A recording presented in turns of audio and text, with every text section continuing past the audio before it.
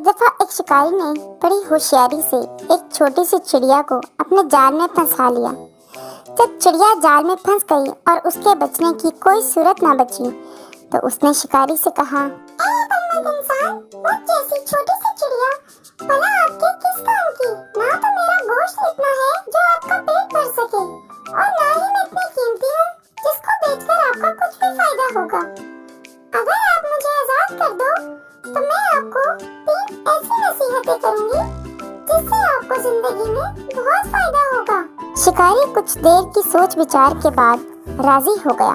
चिड़िया बोली, पहली नसीहत मैं आपके हाथ पर बैठकर करूंगी, दूसरी नसीहत दीवार पर बैठकर करूंगी, और तीसरी दरख्त की शाख पर बैठकर करूंगी। शिकारी मान गया।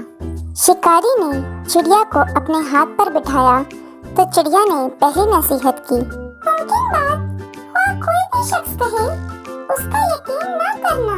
ये कहकर चिड़िया फुर से उड़कर दीवार पर जा बैठी और दूसरी नसीहत की, गुजरी हुई बात का कभी गम न करना। ये कहकर चिड़िया बोली, मेरे वजूद में 10 दिरहम के बराबर वजन का एक कीमती मोती है जिसकी कीमत हीरे से भी कहीं ज्यादा है। ये मोती पाकर आप ऐशो इशरत की जिंदगी बसर कर सकते थे, मगर अफसोस आपने मुझे आजाद कर दिया।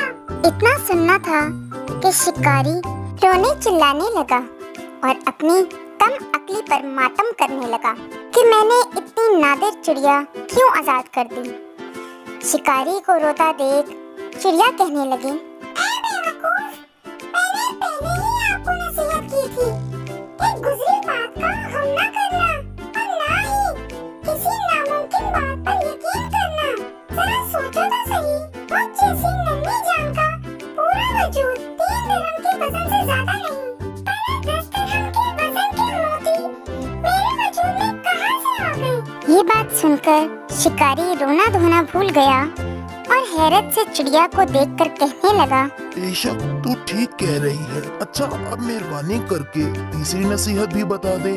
चिड़िया बोली, अरे कम अकल, जब मेरी पहली 2 नसीहतों पर अमल नहीं किया तो तीसरी नसीहत भी आप पर क्यों जाया करूं? और ये कहकर वो फिर से उड़ गई। नतीजा, कम अकल इंसान को नसीहत देना ऐसा ही है जैसे बंजर जमीन में बीज बोना। अगर आपको मेरी वीडियो अच्छी लगी हो तो इसे लाइक करें, सब्सक्राइब करें और शेयर करें।